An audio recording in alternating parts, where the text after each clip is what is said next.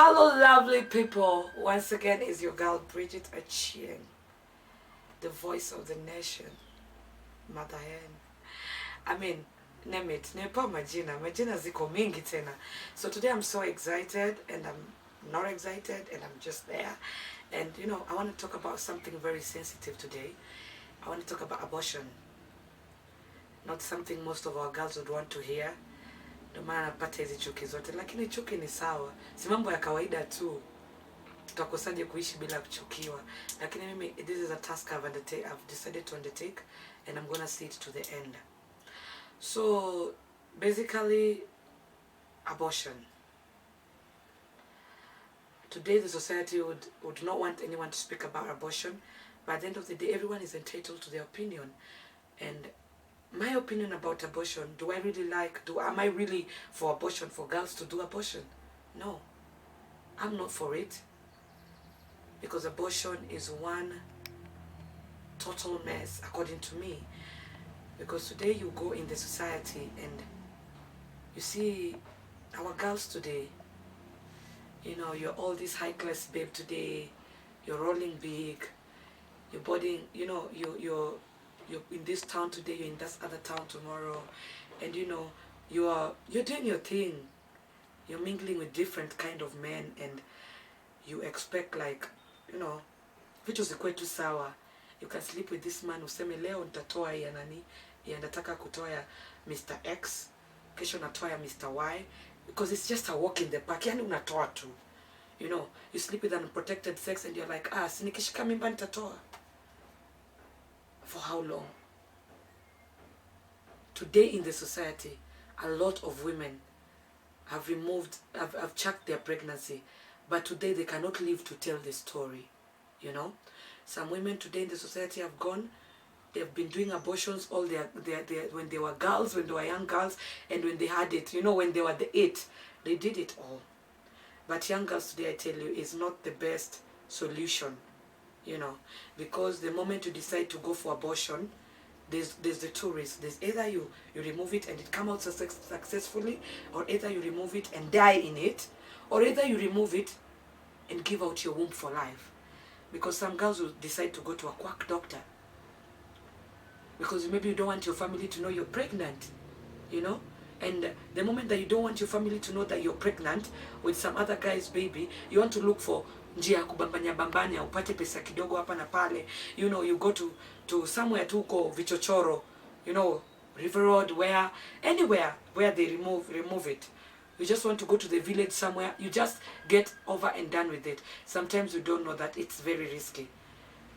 Then they remove the pregnancy, maybe wanawacha uchafu ndani ya tumbo, you know.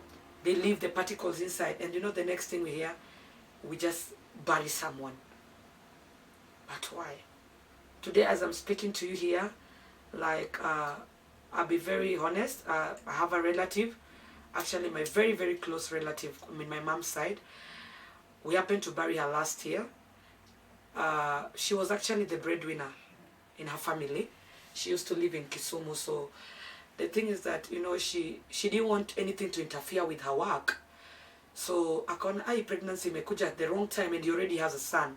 So she didn't want to keep that pregnancy. Okay, why would I keep that pregnancy and I already have a baby boy? I don't want another baby. It came at the wrong time for her.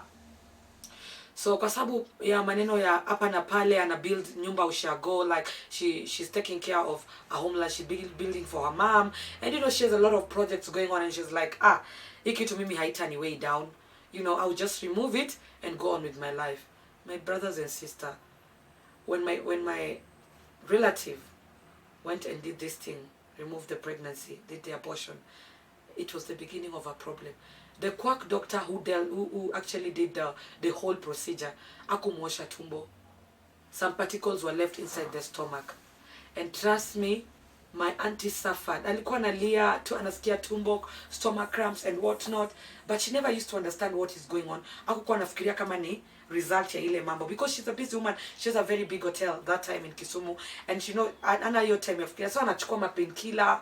She just take painkillers and think like vitu ziko sawa. My friend,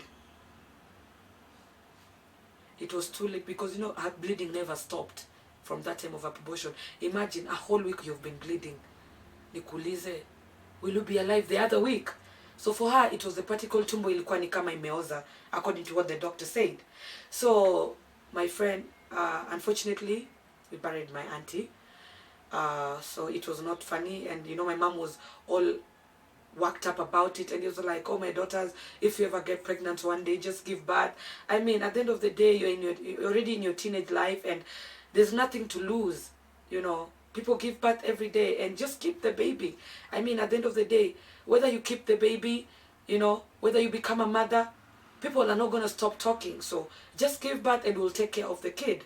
So it was such a sad situation, because you see, if we think if maybe she kept it, at least we'll still have our auntie today.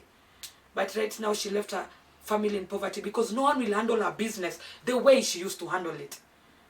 Hata biashara yangu sasa, if I leave it for my sister, she will not handle it the way I can handle it. So we lost a very dear person in our life. Sometimes you sit back and you ask yourself, okay, nimeshika hii mimba, what can I do?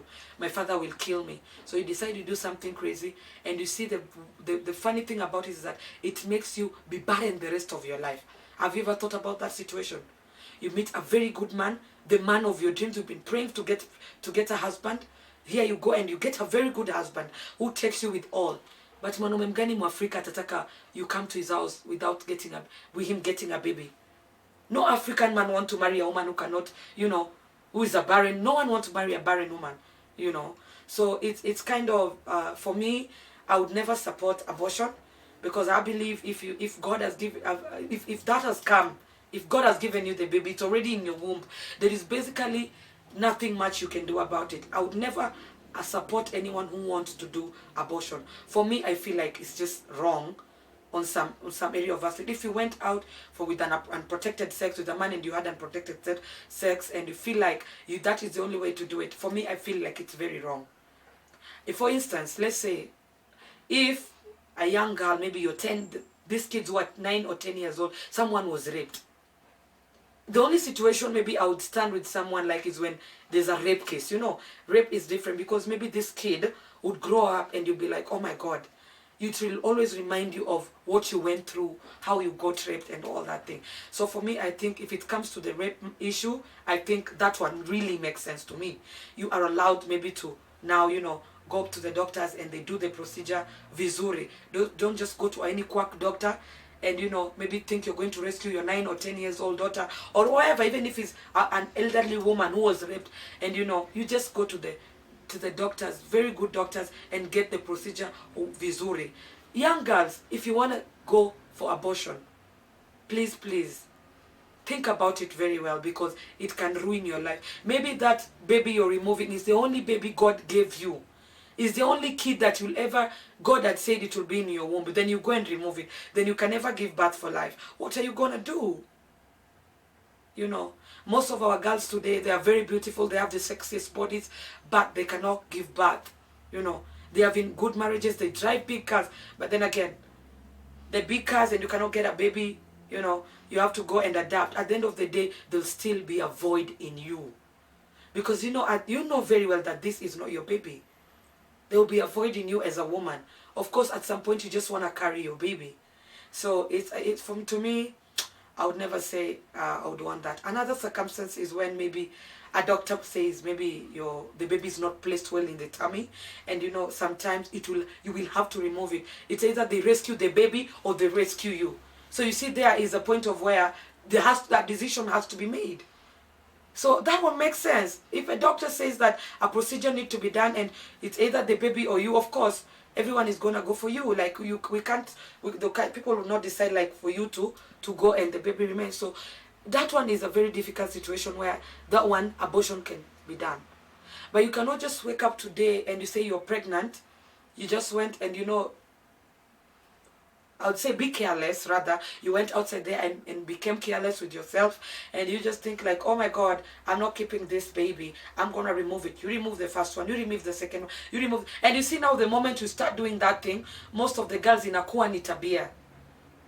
Because I know some girls who remove like about 5 pregnancies and they don't feel nothing. You know, like it's nothing for them because they're used to it. You know, it even affects you psychologically. And you see some girls at night will not even be able to sleep, because this thing haunts them. it haunts the woman more than the man, because you are the one who's carrying the baby. So my people, abortion is not the best way to do it. And please, let's practice, let's use condoms. You know, if you don't have to really, you know, if you don't want to, you know, you cannot abstain from sex before marriage or anything, you just use protection. You will not have whatever funny diseases. You know, you will protect yourself from a lot. You will not have HIV, you will not have, you know, STIs, among other things. So, and then at the end of the day, you will sleep at night knowing I am safe. You understand? So another thing, we have like contraceptives, we have P2, we have all that. I mean, if you had sex last night, they have made it easier. Scientists have made it easier for us. Like, you can get P2. Why can't you go and take it? If it's that bad now, like it's so serious, like you can't just now go without, you know, doing things the right way. Use a P2. And, you know, save yourself the hassle. Rather than get pregnant and the only option you think of removing it. Think about yourself, young girls. The moment you think of something is in your tummy, a baby is in your stomach, and the moment you think of you removing it, you have to think twice, because there's you being alive and there's you dying plus the baby dying. So let's not do things which jeopardize us as women. I love you, women. I love you. I love you. I love you. Everything I do, everything I talk about is from my deep within my heart, and I feel within me that I need to talk about it. Someone somewhere need to hear this, what I'm saying today. And I thank God for this opportunity, because rarely would you get someone who would want to sit on a seat like me today and just talk it out the way I talk it out. You're my sisters. I love you so much.